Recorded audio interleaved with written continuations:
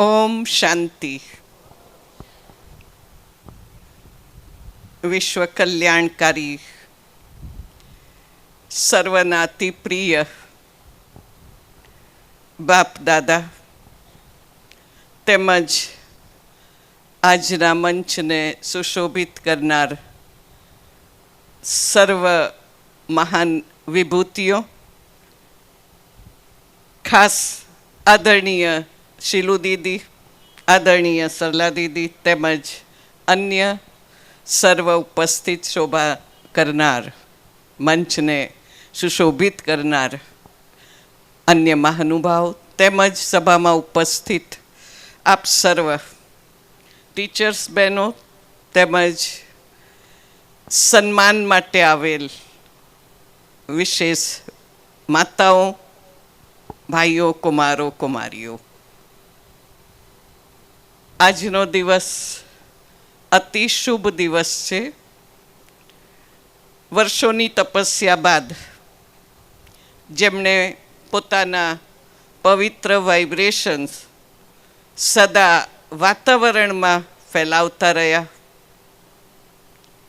એવા સર્વપ્રથમ કહીશ જે વધુ સંખ્યામાં ઉપસ્થિત શક્તિશાળી મહાશક્તિવાન માતાઓ,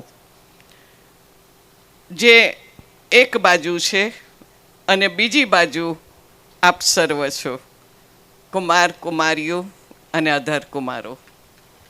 એ જ સૂચવે છે કે માતાઓની જય છે, વિજય છે અને આગળ છે.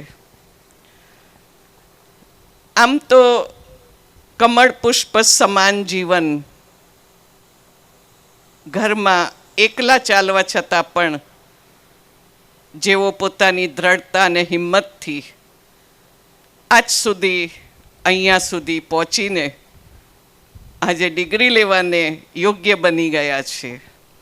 ઘણી બધી પરિસ્થિતિઓ, બંધનો બધું જ હોવા છતાંય એમની એક લગ્ની પરમાત્મામાં નિશ્ચય જે અહીંયા સુધી પહોંચાડ્યો છે. લૌકિક અલૌકિક બંનેનું બેલેન્સ રાખીને ચાલી રહ્યા છો. કદાચ ક્લાસમાં આવવું હોય તો ઘરમાં બધા કહેશે ઘેર બેઠા પણ કરી શકો છો, અને આજકાલ તો ટીવી છે એમાં પણ તમે જોઈ શકો છો. એમને ખબર નથી સેન્ટરનું મહત્ત્વ શું છે, છતાંય ઘરનું કામકાજ આગળથી પતાવીને કે જેથી કોઈ બોલી ના શકે કે આ કામ મૂકીને ગયા, એવી દ્રઢતાવાળી અને અથક માતાઓ આજે ઉપસ્થિત છે કે જે ડબલ જિમ્મેદારીઓ પણ નિભાવી રહી છે. ભારતીય સંસ્કૃતિને એક પેઢીથી બીજી પેઢી સુધી પહોંચાડવાનું કામ પણ આ માતાઓનું છે. માતાઓને એમ કહીશું કે જેઓ હિમાલયથી પણ વધુ મજબૂત છે, ગંગાના પાણીથી પણ પાવન છે, એવી આ માતાઓને આજે ખૂબ ખૂબ ખૂબ અભિનંદન છે, નમન કરવાને પાત્ર છે.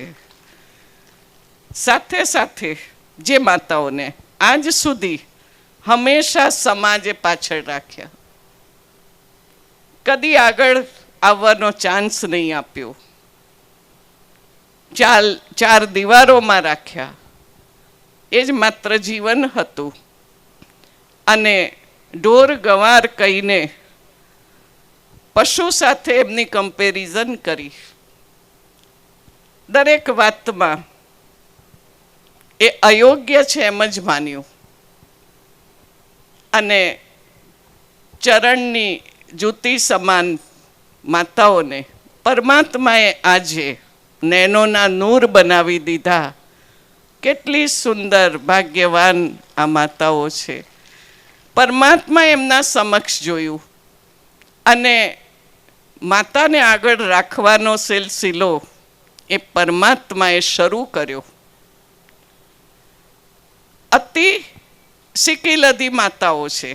પરમાત્મા એમ કહે છે કે અતિ સિકીલદી છે, કારણ ખૂબ સિકવથી, ખૂબ પ્રેમથી પરમાત્મા એને શોધી છે અને પોતાની બનાવી છે. સાથે સાથે એકલા ભાઈઓ પણ ચાલે છે, જેને અધર કુમાર કયા. બંનેના જીવનમાં જુઓ તો એક પૈડું જ ચાલે છે, એક પગે જ ચાલે છે, પણ બધા જ એટલા હિંમતવાન છે. પરમાત્માએ અધર કુમારોને કહ્યું છે, પ્રવૃત્તિમાં રહેવા છતાં પણ ન્યારા અને પ્યારા રહો. ન્યારા એટલે સંકલ્પમાં પણ બંધન છે નહીં, સંકલ્પમાં પણ કોઈ આકર્ષણ નહીં. ન્યારા એ પ્રભુના પ્યારા હોય છે, પ્રભુને ખૂબ પ્રેમથી યાદ કરી સુંદર અનુભૂતિ કરે છે, અને એટલા માટે જ એ સદા પરમાત્માની સાથે રહે છે, અલગ નથી. જેની સાથે પ્યાર હોય એ હંમેશા સાથે જ હોય, અને પરમાત્મા સાથે છે તો એ પોતાનો બધો જ બોજ પરમાત્માને આપી અને બિલકુલ હલકા રહે છે.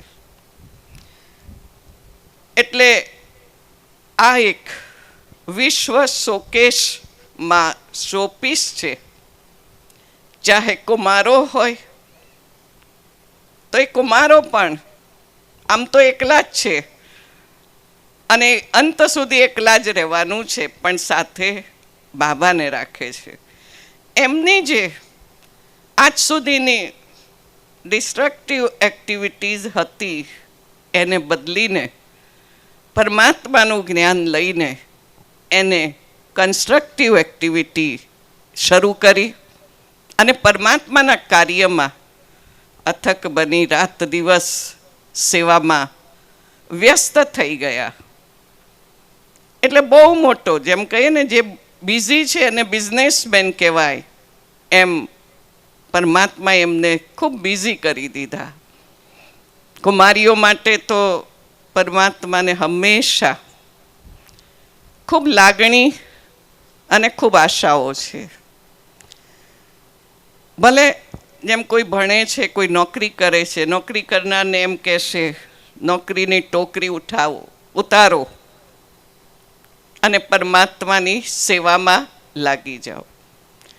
હું તો એમ કહીશ કે 6 વર્ષ સુધી તમે જે નહીં અનુભવ્યું હોય અને જો પરમાત્માની સેવામાં જીવન શરૂ કરશો તો 6 માસમાં એનાથી પણ વધુ પ્રાપ્તિ કરી શકશો. અને કુમારી જીવન લૌકિક રીતે પણ ખૂબ ઊંચું માને છે, 100 બ્રાહ્મણોથી ઉત્તમ.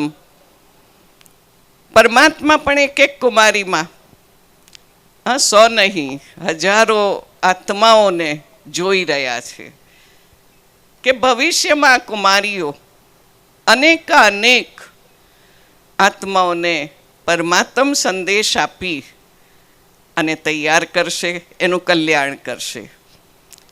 તો માત્ર એટલું કહીશ કે શોકેસના શોપીસ છો, તમને જોઈને બધા સોદો કરે, વ્યક્તિગત રીતે પણ કરે. કારણ ગ્રસ્તમાં રહીને જ્યારે જુએ છે કે જે આગળ બતાવ્યું ડર હતો કે ઘર છોડવું પડશે, એમને વિશ્વાસ આવે છે કે આ લોકો ઘર નથી છોડતા. ડર ભાગી ગયો, અને હવે વાતાવરણ છે કે દરેક આપ સૌને જોઈને હિંમત કરે છે કે અમે પણ આવું જીવન બનાવી શકીએ. કારણ જીવનમાં શું જુએ છે કે આ લોકો તો ઘર ખૂબ સુંદર ચલાવે છે, ધંધો પણ ખૂબ સુંદર કરે છે, પોતે પણ ખૂબ સુંદર રીતે ખુશનુમા જીવન જીવે છે. તો આવું જીવન તો આપણે બનાવવું જોઈએ. તો અંતમાં એટલું કહીશ કે આ સંગમ યુગ છે, કલ્પમાં એક જ વખત આવે છે, અને આ જ યુગમાં પરમ પવિત્ર પરમાત્માની જે આપણને પ્રાપ્તિ થાય છે, અર્થાત એમની જે પવિત્રતાની ક્વોલિટી છે એ આ જ સમયે આપણને મળી શકે છે. હજુ પણ આ જેમ એક ડિગ્રી હોય બેચલરની, પછી પાછી બીજી ડિગ્રી હોય માસ્ટર ડિગ્રી વગેરે, ડિગ્રી તો હજુ બાકી છે. તો એના આપણે લક્ષ્ય સુધી પહોંચવા એટલું કરીશું કે પરમાત્માને ખૂબ શક્તિશાળી, જે બાબા કે જ્વાલા સ્વરૂપ યોગ કરી, યાદ કરી અને હજુ રહેલી કોઈક ગોલ્ડમાં એલોય છે એને ખતમ કરીશું અને 24 કેરેટ પ્યોર સોનું બનવાનું લક્ષ્ય રાખીશું. ઓમ શાંતિ.